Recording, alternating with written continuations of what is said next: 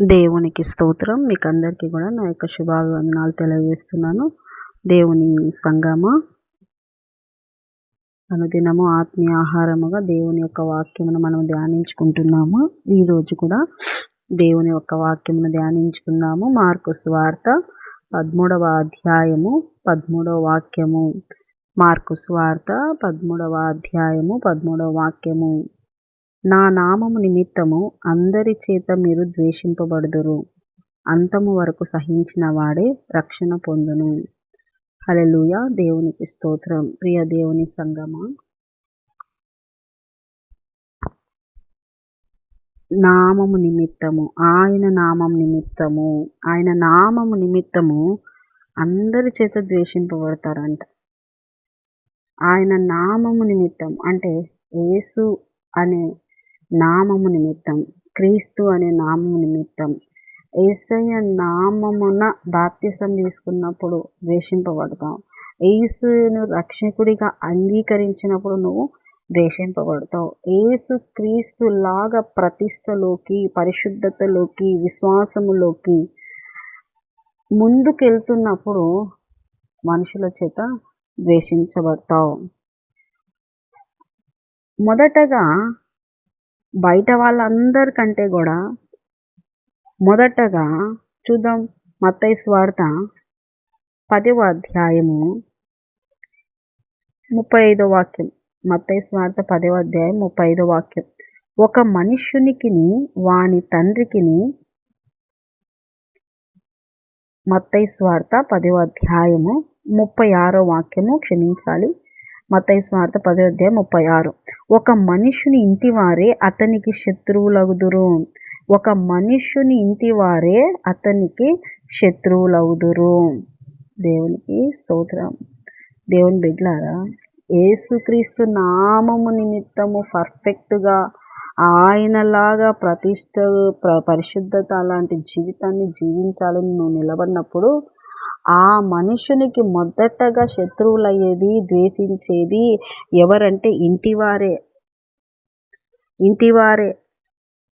దేవుని బిడ్డలారా, అయితే వాక్యం సెలవిస్తుంది, అలాగ ద్వేషమునకు నువ్వు గురైతున్నప్పుడు నువ్వు ఎలా ఉండాలి అంట? సహనము కలిగి ఉండాలి. కుటుంబ సభ్యులే ద్వేషించినప్పుడు, బాధించినప్పుడు, హింసించినప్పుడు నీవు కలిగి ఉండాల్సినటువంటి లక్షణం ఏమిటి అంటే సహనము కలిగి ఉండాలి.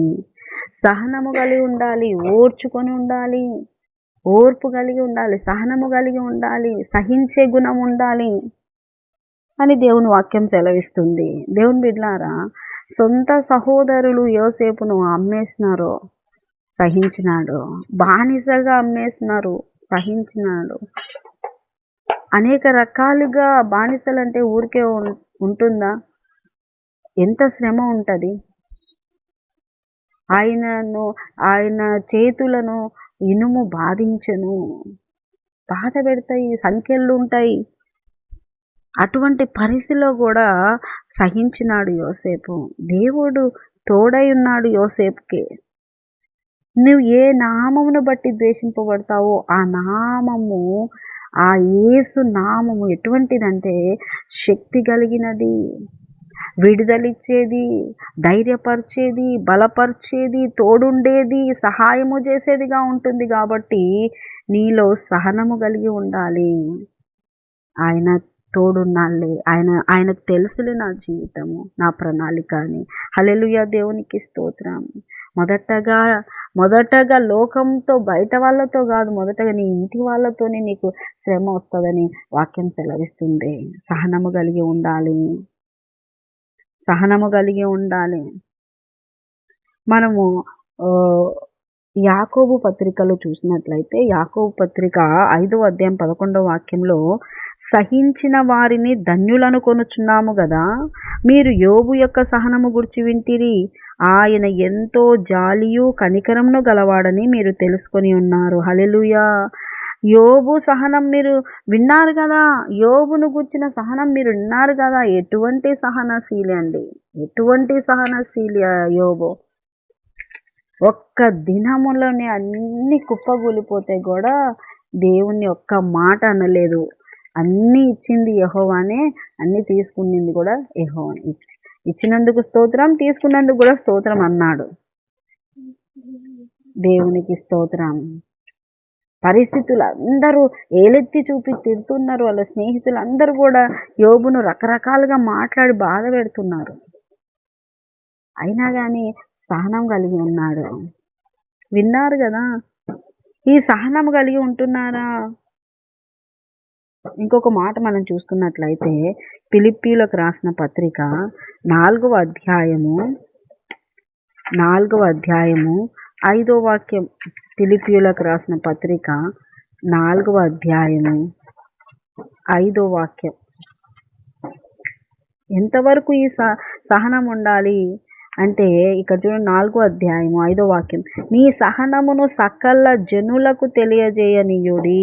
హల్లెలూయా. సకల జనులకు తెలియజేయబడే వరకు నీ సహనం ఉండాలి అంట.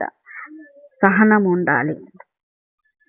మనం ఇప్పుడు చదివిన వాక్యంలో కూడా అంతం వరకు సహించిన వాడే రక్షణ పొందును.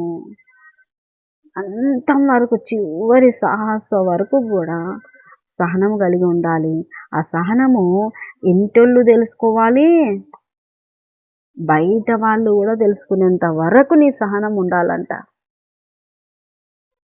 మనుషులు ప్రతి మనుషులు నిన్ను అన్నా కూడా సహించుకునే గుణంతో ఉండాలి అంట.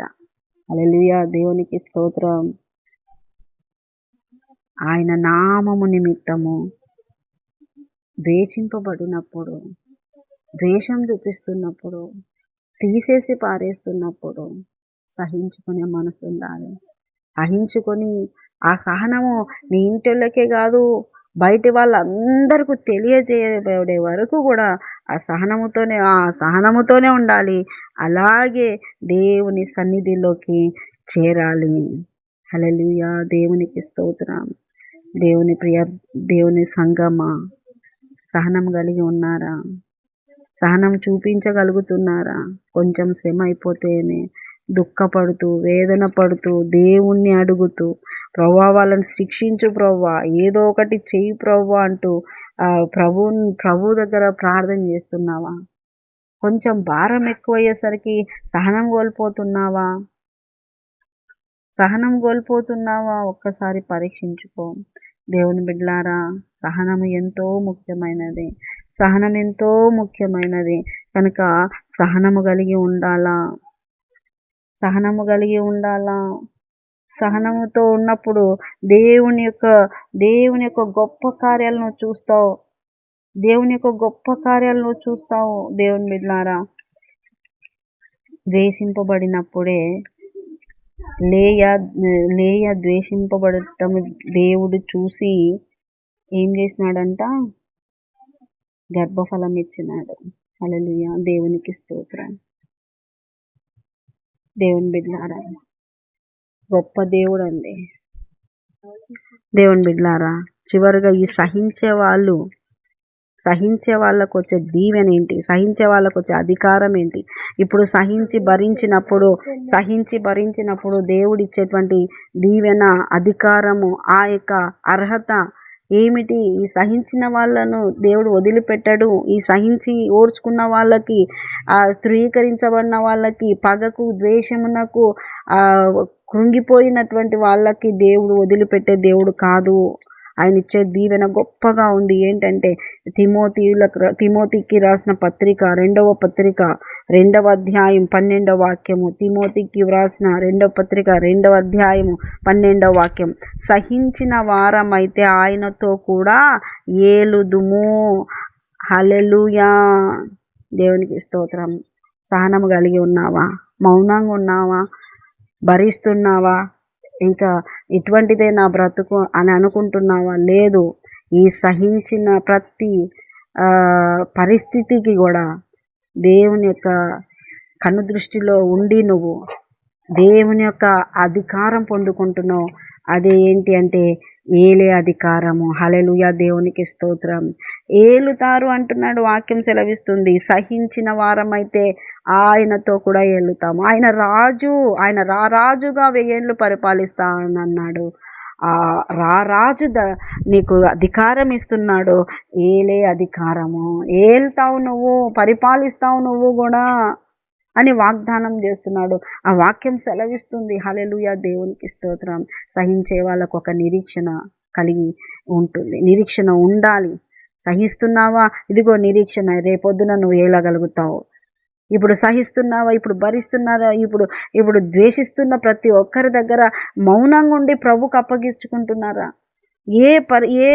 ఏ తప్పు చేయకపోయినా మరి తప్పు చేసినావని అన్నప్పుడు ఇదిగో నా యేసే నామాన్ని బట్టి నేను మౌనంగా ఉంటున్నాను అని నువ్వు ఓర్చుకొని సహిస్తే నువ్వు ఏలేటువంటి అధికారాన్ని పొందుకుంటావు. అట్టి కృప మీకు అందరికీ అనుగ్రహించబడును గాక. సహించిన వాళ్లకు అనుగ్రహించబడును గాక. ఆమేన్. చిన్న ప్రార్థన చేసుకుందాం. యేసయ్య నీకు వందనాలు, స్తోత్రాలు తండ్రి. విన్నవారిని అందరినీ దీవించండి, ఆశీర్వదించండి. నిజమే ప్రభువా, శ్రమలు, నిందలు, అవమానాలు, ద్వేషం చూపించినప్పుడు సహించలేరు, కోల్పోయినప్పుడు సహించలేరు అయ్యా. అనేక రకాలుగా కృంగిపోయే పరిస్థితి. అయితే ప్రభా, యోబు ఒక మాదిరికరంగా నాయన మీరు రాయించి పెట్టారు. అన్ని కోల్పోయినా సహించే మనసు ఇచ్చారయ్యా. అయ్యా, సొంత అన్నదమ్ములే అమ్మేసి ద్వేషించిన యోసేపు మౌనంగా సహించినాడు. అందుకే అధికారము, ఏలే అధికారం ఇచ్చినావు ప్రభా. యోబుకు 2 అంతల అధికారం ఇచ్చినావు ప్రభా. నిజంగా సహించే వాళ్ళు ఎవరెవరు ఉన్నారో, మౌనంగా ఉండి సహించి కన్నీరు కారుస్తూ ఉన్నారో వారికి అందరికీ కూడా నువ్వు ఏలే అధికారం ఇవ్వబోతున్నావు. కనుక సహించే వాళ్ళు ధైర్యంగా, నిరీక్షణ కలిగి నీ వైపు చూస్తూ ఓర్చుకునేటువంటి కృప, అంతం వరకు సహించే మనసు కలుగునట్లు సహాయం దయచేయండి. మీ కృపా కనికరాలు కుమరించాల్సిందిగా ప్రార్థిస్తూ యేసు పరిశుద్ధ నామములో అడుగుతున్నాం మా తండ్రి. ఆమేన్, ఆమేన్. యేసు రక్తమే జయం, శిలువ రక్తమే జయం. ప్రభు యేసు నామానికి సంపూర్ణ విజయం కలుగును గాక. Amen, amen, amen. Good morning. Praise Lord. దేవుడు మళ్ళీ దీవించును గాక. ఆమేన్.